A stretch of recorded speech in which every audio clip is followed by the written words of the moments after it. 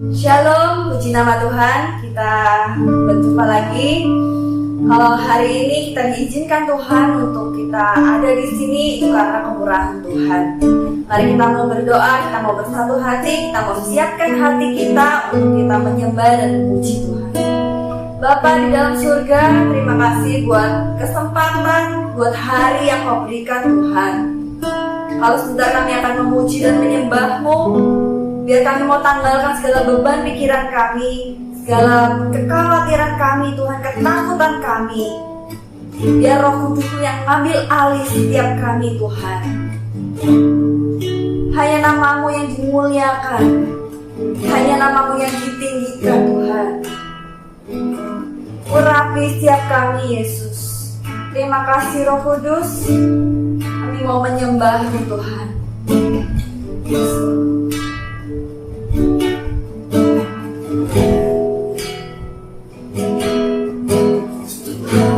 Hadir di bait kudusnya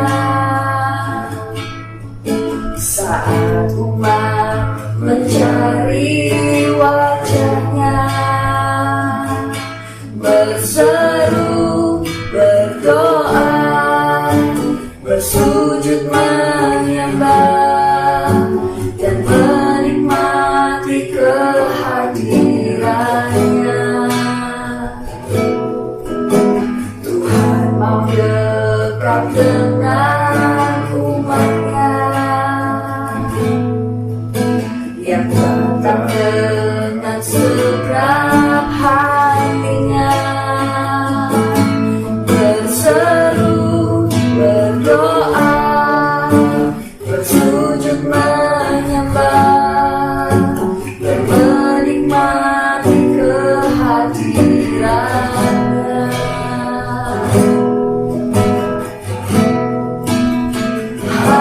Hadirat-Mu memenuhiku, hadirat kudus-Mu penuhi baitku, dan ku tersungkur menyembah-Mu. Yang ku nampak hanya kemuliaan-Mu. Mari lagi kita katakan, biar Tuhan hadir. Tuhan hadir di bait kudusnya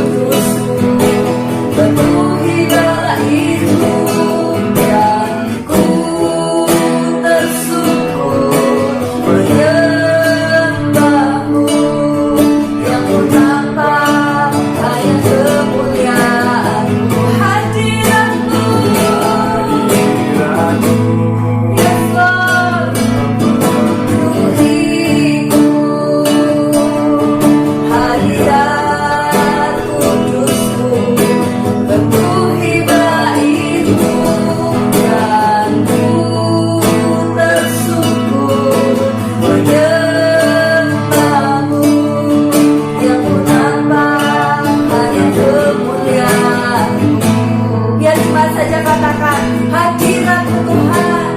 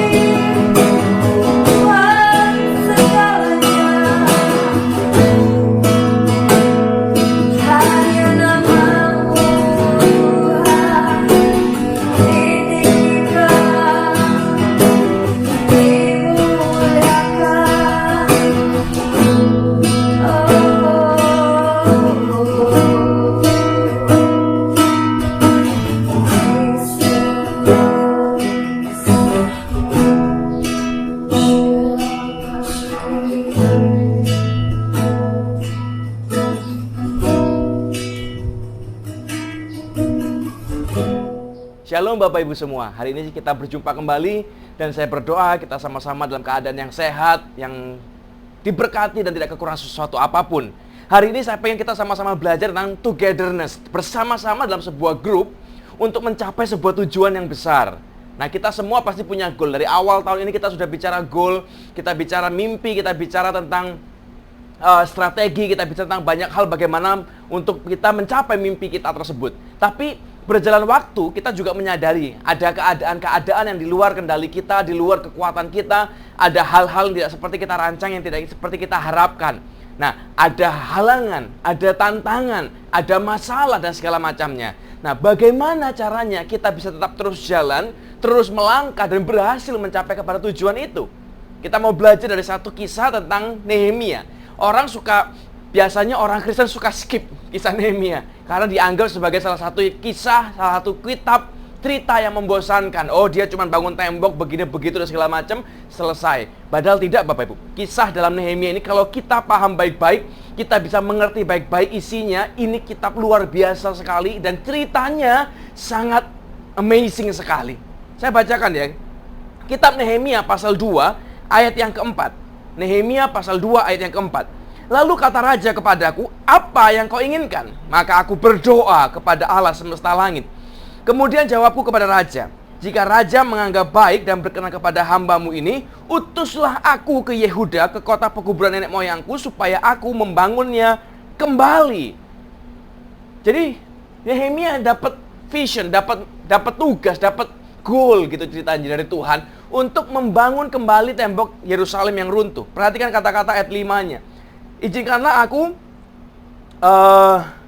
pergi ke Yehuda, ke kota pekuburan nenek moyangku, supaya aku membangunnya kembali. Perhatikan kata kembali.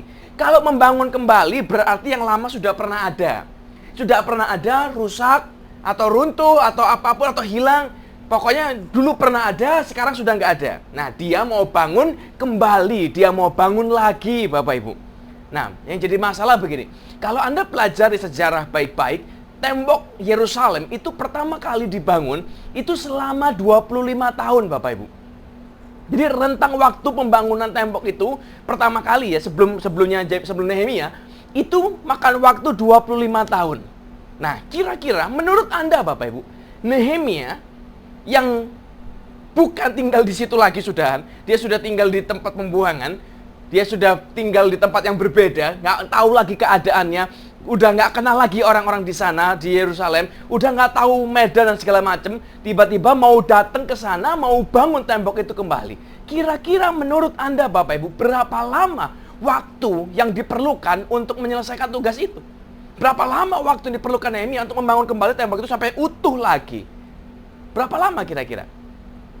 Kalau Anda pernah punya proyek renovasi rumah, apartemen misalnya, Anda akan tahu untuk sekian meter saja, apartemen misalnya 50 meter, 70 meter, atau 100 meter persegi, kita akan punya estimasi kalau kita renov. Oh, kira-kira akan makan waktu sekitar 2-3 bulan, bisa lebih bahkan.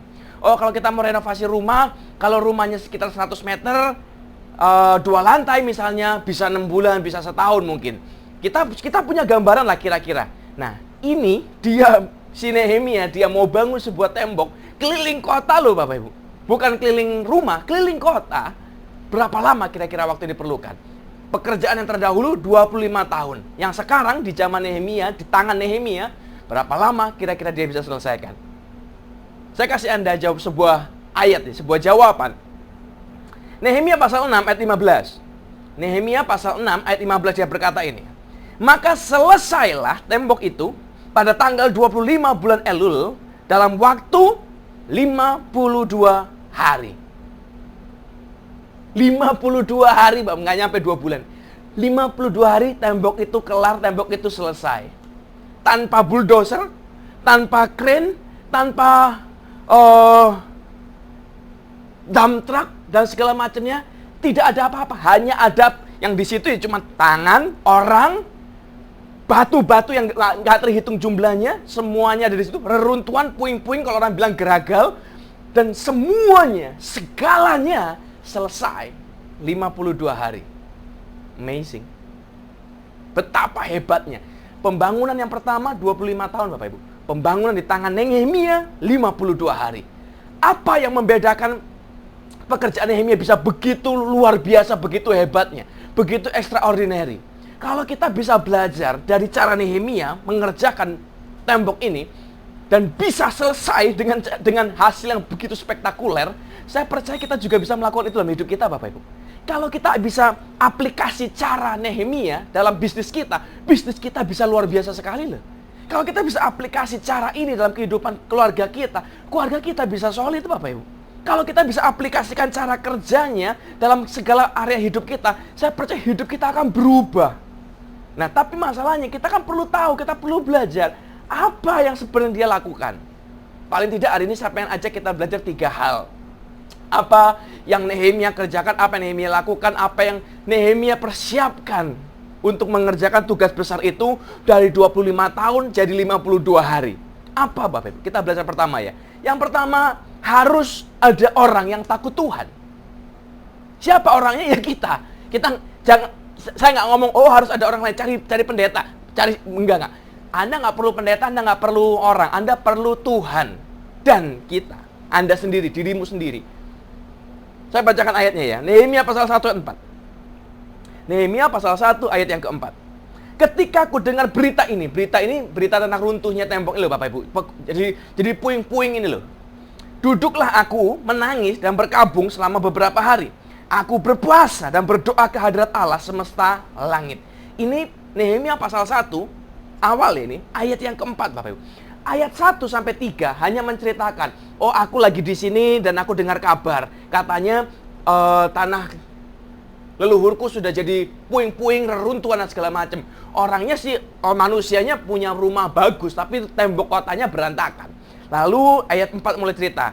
Dan aku, ketika aku dengar berita ini, aku menangis. Kata pertama yang dipakai di sana adalah dia nangis, Bapak Ibu. Dia berkabung, dia puasa. Dia nggak bikin yang lain, dia nggak bikin planning dulu, dia berdoa dulu. Nah, ini yang kita perlu mengerti baik-baik. Ini yang kita perlu belajar baik-baik dan kita perlu lakukan baik-baik. Harus ada Tuhan.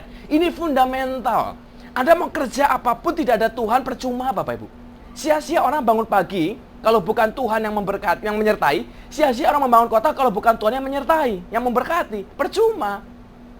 Jadi kalau kita hanya bermodal kerja keras, bermodal uang, modal pengetahuan, modal pengalaman, modal koneksi, bubar kita. Percuma. Kita perlu Tuhan. Dalam hidup ini selalu ada faktor X yang menentukan keberhasilan. Siapa? Ya Tuhan, Bapak Ibu. Kita bisa berencana. Saya kemarin baru lihat satu video pertandingan Olimpiade snowboarding, Bapak Ibu. Jadi seluncur ski gitu ya. Jadi ada 4 peserta, semua sudah maju. Ada satu paling belakang ketinggalan, jauh, jaraknya jauh banget. Dan semua orang komentator sudah mulai ngomong, wah dia kalah. Udah jauh, nggak mungkin ketinggalan. Garis finish sudah kelihatan di depan, dia pasti kalah. Nah, sebelum garis finish ada satu loop terakhir, satu lonjakan terakhir. Jadi ada kayak bukit gitu, jadi dia harus loncat dan terbang sebentar, baru mencapai ke finish. Dan tiba-tiba di luar dugaan, Bapak Ibu, 3 peserta terdepan, juara 1, 2, 3-nya, lompat barengan, jatuh barengan, tergelincir barengan, tergeletak di tanah barengan. Yang belakang, karena dia pelan, entah kenapa pelannya, cuman loncat dikit, celep, gak jatuh, dan dia meluncur mulus, juara 1, pemenang. Dan orang semua kaget, kok bisa? Faktor X. Orang bisa bilang luck, keberuntungan, ya apapun lah. Tapi tetap kita tahu ada sesuatu faktor X yang bisa mengubah keadaan hidup kita. Dan saya percaya itu Tuhan. Jadi hari ini saya nggak bisa bicara kita harus punya pengalaman, kita punya modal besar dan segala macam untuk berhasil. Tidak. Kita harus punya Tuhan, Bapak Ibu. Baru kita bisa berhasil, kita bisa melangkah. Tanpa Tuhan yang nggak bisa. Dan perhatikan baik-baik. Nehemia pasal 29. Apakah cuma dengan Tuhan selesai? Oh, yang penting berdoa, Pak. Bodoh-bodoh nggak apa-apa. Nggak juga. Apa yang penting cuma berdoa, baca firman, percaya dengan Yesus, dengan Tuhan, lalu selesai kita tunggu saja mujizat terjadi? Tidak, Bapak Ibu. Nehemia pasal 2 ayat 9. Maka datanglah aku kepada bupati-bupati di daerah seberang sungai Efrat dan menyerahkan kepada mereka surat-surat raja. Dan raja menyuruh panglima perang dan orang-orang berkuda menyertai aku. Perhatikan baik-baik. Satu, yang pertama fundamentalnya pasti Tuhan. Pasti. Tapi perhatikan, waktu Nehemia pergi, dia ketemu dengan bupati-bupatinya. Perhatikan ya, yang ditemui bupati, bukan orang-orang tetangganya, orang-orang biasa, bukan. Bupati, Bapak Ibu. Bupati itu kan orang penting, pejabat. Dan apa yang dia bawa? Dia bawa surat-surat raja. Perhatikan kata jamaknya. Surat-surat, bukan surat satu. Surat-surat, letters dari raja. Dia mengerjakan. Saya pengen kita baik-baik mengerti ini. Nehemia sangat serius mengerjakan mimpi ini, mengerjakan goal ini, mengerjakan visi ini. Dia pergi, dia urus semua paperwork. Dia pergi ke raja. Ingat ya, dia akan di tempat pembuangan. Dia lapor ke raja. Raja, kalau kau anggap baik, aku boleh pergi ke Yehuda. Aku mau urus tanah nenek moyangku. Dia urus surat-surat, Bapak Ibu, dari raja. Surat izinnya raja, surat pengantarnya raja, ini, dan segala macam. Semua dokumen-dokumen dia lengkapi. Makanya dibilang sebagai surat-surat. Administrasinya lengkap. Dan bukan cuma itu, dia dapat favor. Dia disertai dengan panglima perang dan orang-orang berkuda. Ada tentara yang kawal dia, Bapak Ibu, bayangkan. Dan dia pergi, dia sudah tinggal di pembuangan, dia pulang ke Yehuda, dan dia bisa punya akses, dia ketemu dengan bupati-bupati. Perhatikan, betapa ini bukan sekedar jalan pulang, bukan loh Bapak. Bukan sekedar ya aku mau, enggak. Ini benar-benar satu pekerjaan besar. Dia harus tembus koneksi ini, koneksi itu, koneksi ini, koneksi itu. Dia harus urus paperwork ini, dokumen ini, dokumen ini, dokumen itu. Semuanya harus lengkap, settle up, baru dia jalan. Ini benar-benar kerja keras Bapak Ibu. Dan saya percaya nggak mungkin ini selesai dalam waktu hitungan hari. 1-2 hari, nggak mungkin.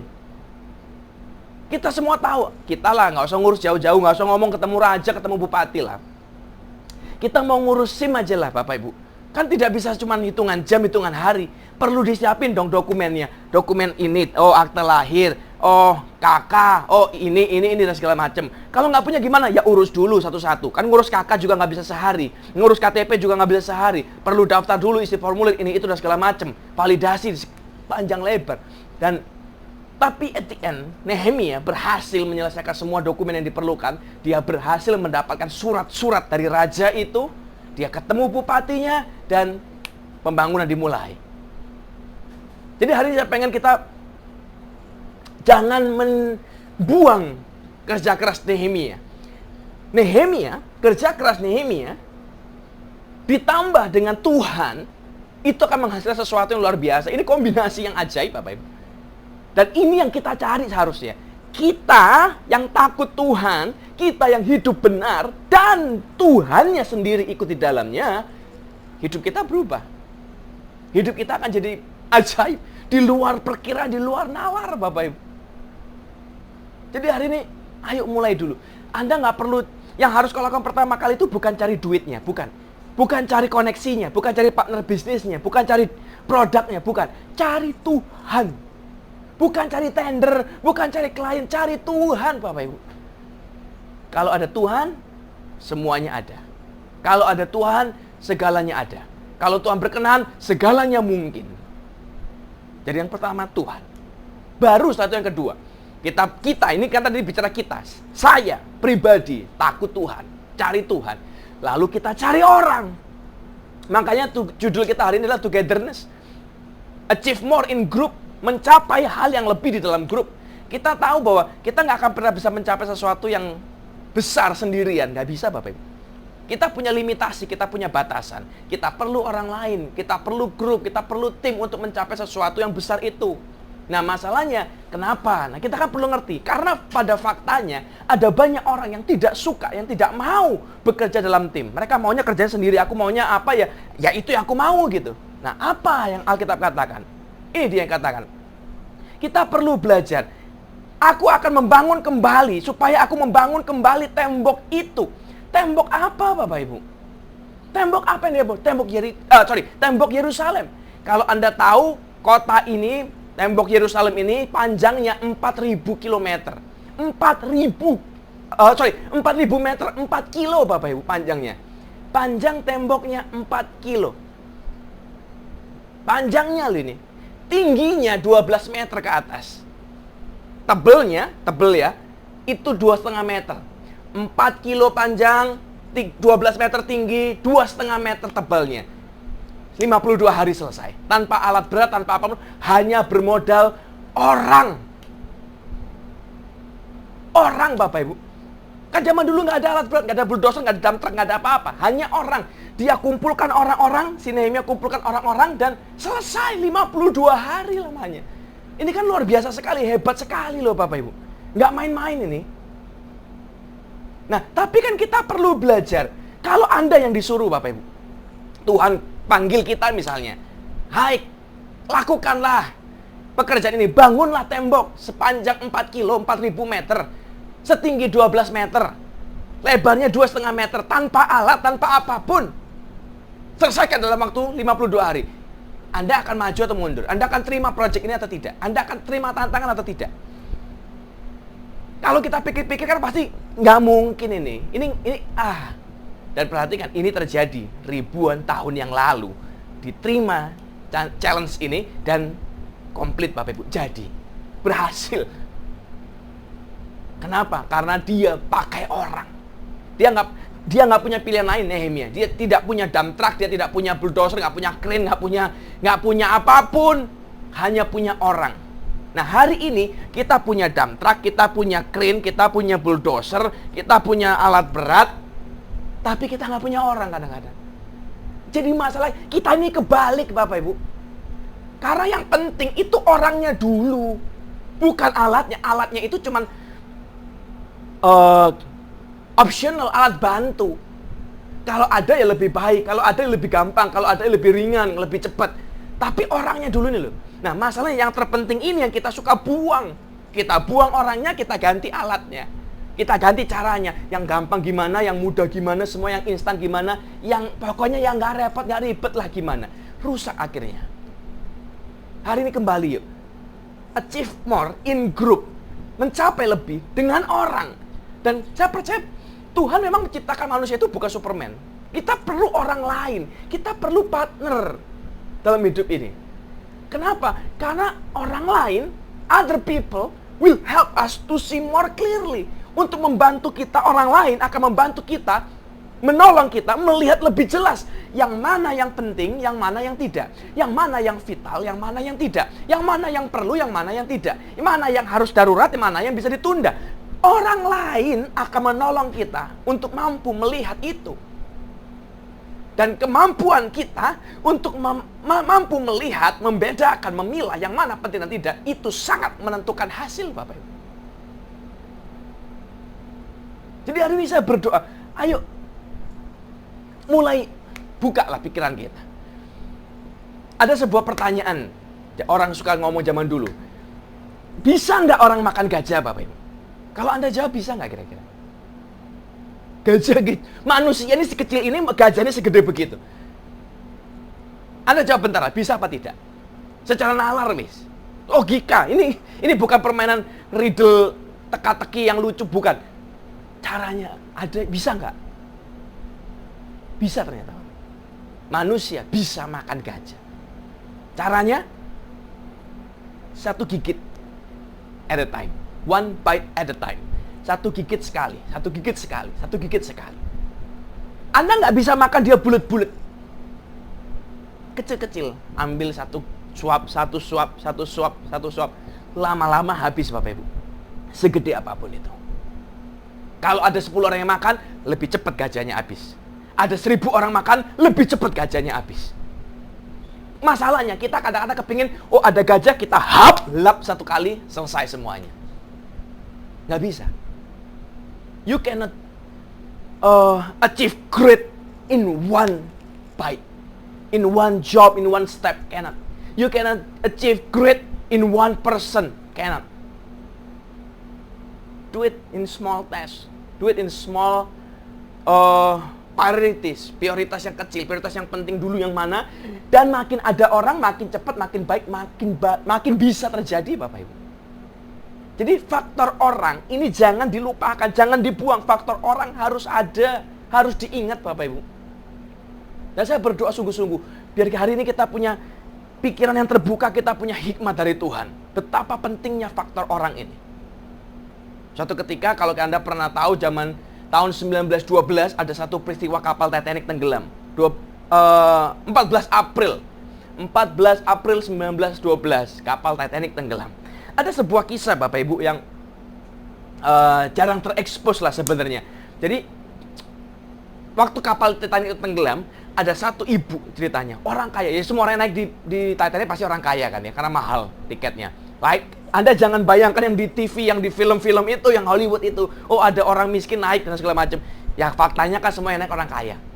Faktanya, sejarahnya.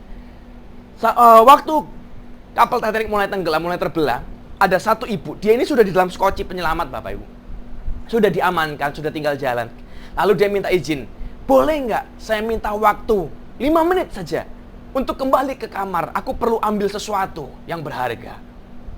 Singkat cerita, dengan ketua skoci dia izinkan, oke 5 menit, tapi kalau kamu lebih dari 5 menit, aku tinggal kamu. Dia berangkat Bapak, dia keluar, dia loncat dari skoci, dia jalan. Kira-kira menurut Anda Bapak Ibu, apa yang dia mau ambil? Dia sudah dalam skoci penyelamat, keluar, balik lagi ke dalam kapal yang terbelah itu yang sudah hampir kerendam, yang sudah hampir tenggelam, masuk lagi ngelewati lautan air yang sudah di lorong kamar dia, yang udah penuh di situ semuanya, orang udah kocar-kacir, masuk lagi ke dalam medan bahaya untuk ngambil sesuatu. Apa yang dia mau ambil Bapak Ibu kira-kira? Coba Anda bayangkan sebenarnya, kira-kira kalau Anda jadi dia, begitu kau sampai di kamar, apa yang kau harapkan kau lihat dan kau cari dan kau ambil? Singkat cerita Bapak Ibu, Anda sudah punya jawaban ya, kita bandingkan dengan kisah ini. Ini kisah nyata loh.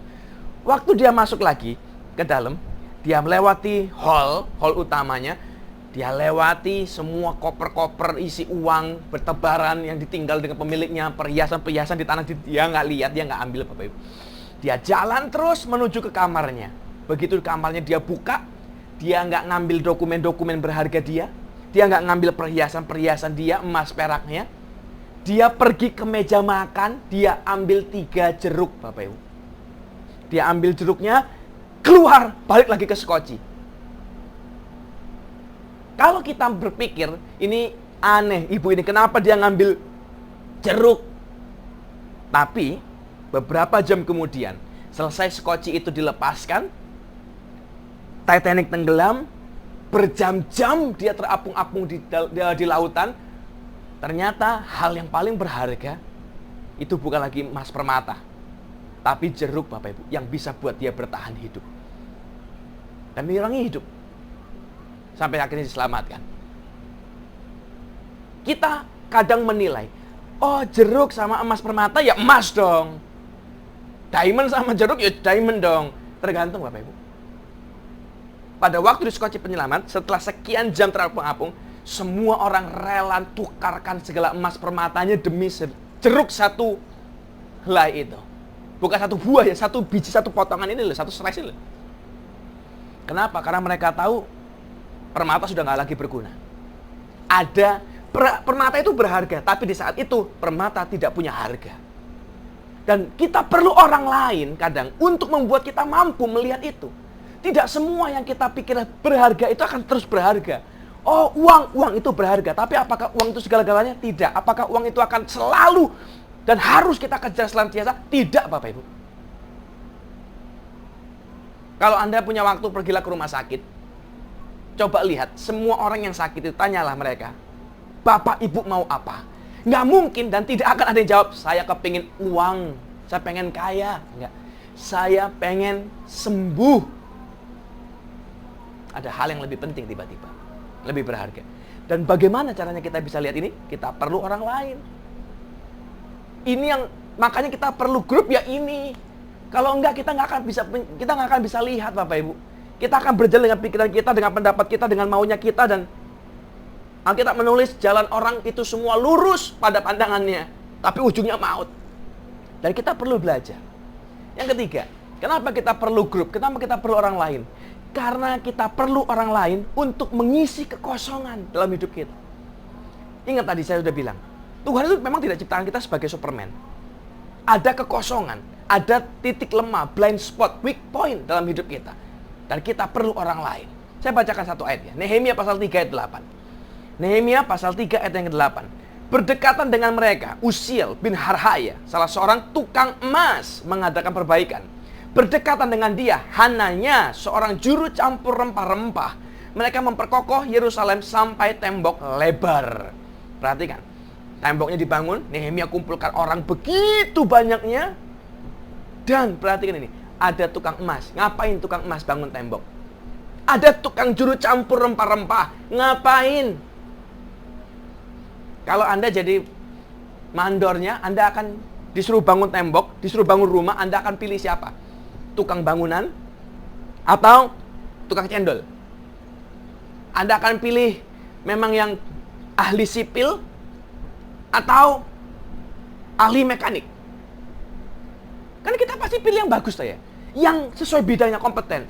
Tapi sesuatu terjadi, perhatikan baik-baik. Nehemia memilih ada tukang emas, tukang campur rempah-rempah segala macam. Dan nanti kalau Anda baca Bapak Ibu di sepanjang pasal 3 ini ada banyak orang, ada imam, ada bisnismen, ada pemimpin, ada pejabat, ada orang biasa, orang tua, orang muda, orang kecil, semuanya campur aduk jadi satu di situ. Dia ambil semua orang yang ada. He needs everybody. Kenapa? Karena ada kekurangan. Anda bayangkan Bapak Ibu, kalau ternyata misal lagi bangun tembok lalu ada yang sakit, ada yang kepanasan, pingsan, dan tidak ada tabib, tidak ada dokter, apa yang terjadi? Berhenti pembangunan tembok. Bayangkan disuruh bangun tembok 4 kilo jauhnya, nggak ada yang ngasih minum, nggak ada juru minuman, terus gimana? Nggak ada yang mati. Kita kadang fokus pada hal yang besar, tapi kita nggak perhatian dengan hal yang kecil, Bapak Ibu. Kita cuma fokus, oh goalnya ini, aku mau capai ini, bagaimana? Jadi yang lain biarin, buang yang lainnya, pokoknya ke situ. Yang nggak ada hubungannya dengan goal ini dibuang. Nggak bisa. Oh saya mau ke Bandung, yang nggak ada hubungannya dengan Bandung, buang. Nggak bisa. Saya nggak perlu driver, nggak bisa, Bapak Ibu. Kalau Anda punya driver sendiri, oke. Tapi orang bilang, saya mau ke Bandung, saya nggak perlu penjual celana. Lah masa kita nggak pakai celana? Nggak pakai baju? Nggak bisa. Semua dalam hidup ini kita itu perlu hal-hal lain, hal-hal yang berbeda. Tapi kadang kita nggak sadar. Makanya kita perlu orang lain. Fill in the gap. Anda bayangkan kalau ternyata di dunia ini tidak ada seorang pun yang menjual baju. Terus kita mau pakai apa? Jangankan ke Bandung, kita mau pergi ke warung depan aja bingung kok. Kita akan kehilangan banyak perkara, banyak kesempatan, kita akan kehilangan banyak kemampuan kalau ada satu bagian yang hilang, missing link-nya. Jadi hari ini saya berdoa baik-baik. Orang yang ditaruh Tuhan dalam hidup Anda dan saya, di sekeliling kita, pasti punya tujuan, Bapak. Pasti. Mereka bukan ada untuk hiasan, bukan. Ada tujuannya. Masalahnya adalah bagaimana kita mampu melihat peran mereka dalam hidup kita. Bagaimana kita mampu melihat apa yang Tuhan rancangkan buat mereka dalam hidup kita. Dari mana kita bisa punya kemampuan itu? Dari orang lain. Other people will help us to see which is what is important. Apa yang penting, apa yang enggak, mana yang perlu. Dan kalau kita bisa lihat kita bisa melihat, membedakan mana yang penting dan tidak, mana yang perlu dan tidak, mana yang darurat dan tidak, kita bisa melihat necessity, kebutuhan, keperluan dan kemampuan orang lain untuk memenuhi, untuk fill in the gap-nya ini loh. Untuk memenuhi apa yang lobang dalam hidup kita, Bapak Ibu. Dan Anda perhatikan, cobalah baca ayat pasal 3 saja. Sepanjang pasal 3 ini, Anda akan mendapati bahwa semua orang-orang yang ikut membangun tembok ini, itu mereka sudah punya bisnis yang mapan, Bapak Ibu. Ya tukang emas kan mapan mesti. Namanya juru campur rempah-rempah berarti kan sudah ada kerjaannya. Ada yang penting kan. Mereka sudah punya pekerjaannya, mereka punya bisnisnya, mereka punya bidangnya, mereka punya semuanya. Tapi mereka tetap memilih fokus kepada pekerjaan Tuhan. Kenapa? Balik lagi yang poin pertama. Harus ada Tuhan. Percuma kalau nggak ada Tuhan, berantakan. Bisnis sukses, toko emas sukses, tapi kalau nggak ada tembok, nggak ada Tuhan, penjara datang, perampok datang, habis. Mau punya toko minuman, campuran rempah-rempah dan segala macam, apapun bisnisnya, pekerjaannya, kalau nggak ada Tuhan, bubar, Bapak Ibu. Jadi hari saya berdoa sungguh-sungguh. Ayo, cari orang. Do it in group. Dan kalau Anda baca sepanjang pasal 3 ini juga, Anda akan mendapati, Alkitab menulis ini, dari sisi ini ada si A mengerjakan. Di sebelah, di sampingnya ada si B. Di sampingnya ada si C. Di samping. Berjejer penuh sepanjang 4 kilo, berjejer orang, Bapak Ibu. Dari berbagai jenis pekerjaan, berbagai jabatan, status sosial, dan segala macam. Semuanya berjejer begitu rupa menyelesaikan satu tujuan. Dan hasilnya 4.000 meter. Tembok, tinggi 12 meter, tebal 2,5 meter, selesai. 52 hari. Dan hari saya berdoa. Apapun goal kita hari ini, apapun yang sedang kita rancangkan hari ini, saya berdoa sungguh-sungguh dalam nama Tuhan Yesus. Find the right person. Temukan orang yang tepat. Achieve more in group. Cari Tuhan sungguh-sungguh. Dan saya berdoa, hasil yang ajaib akan terjadi buat Anda dan saya. Tuhan Yesus memberkati. Terima kasih karena sudah mengikuti ibadah online hari ini. Kami mengundang Bapak Ibu Saudara untuk hadir di ibadah minggu depan dengan tema Achieve the Biggest Challenge. Follow akun sosial media GBI Kayalim untuk mengetahui update tentang gereja dan juga mendengarkan khotbah. Untuk persembahan dan perpuluhan bisa dilakukan melalui rekening BCA GBI Kayalim berikut ini. Untuk informasi konseling dan doa bisa menghubungi Sekretariat GBI Kayalim di nomor yang tertera berikut. Terima kasih sudah mendengarkan Kayalim News minggu ini. Selamat hari Minggu, Tuhan Yesus memberkati. Ibadah kita sudah berakhir, Bapak Ibu. Tapi saya tetap berdoa, berkat Tuhan, teguran Tuhan, didikan Tuhan tetap akan terus ada buat kita hari ini. Biar kita diberi Tuhan hati yang lemah lembut, hati yang seperti tanah subur untuk berubah dan mengubah hidup kita. Seperti apa yang Tuhan rancangkan, seperti apa yang Tuhan mau dalam hidup kita. Jemaat Tuhan, Bapak Ibu semua dikasih, saya undang kita sama-sama angkat tangan kita tinggi-tinggi di hadapan Tuhan. Dan kita katakan amin yang keras untuk setiap perkataan berkat yang akan saya lepaskan buat kita semua. Sebab amin mengikat janji Tuhan jadi nyata dalam kehidupan kita. Bapa, kami berdoa dan kami percaya dalam nama-Mu, diberkatilah pekerjaan kami. Diberkatilah usaha kami. Apa yang kami sentuh dan kami kerjakan dijadikan Tuhan berhasil. Biar kami naik jadi kepala dan bukan ekor. Biar kami menjadi orang yang memberi bukan meminta-minta. Kami menjadi orang yang kelimpahan bukan yang kekurangan. Dan kami terima berkat ini di dalam nama Allah Bapa, Allah Putra, Allah Roh Kudus, dalam nama Yesus Kristus Tuhan. Biar kita semua percayakan sama-sama. Amin. Selamat hari Minggu, Bapak Ibu. Tuhan Yesus memberkati. Hanya satu katamu yang ku perlukan. Firman-Mu menentukan seluruh hidupku. Yang tiada kau jadikan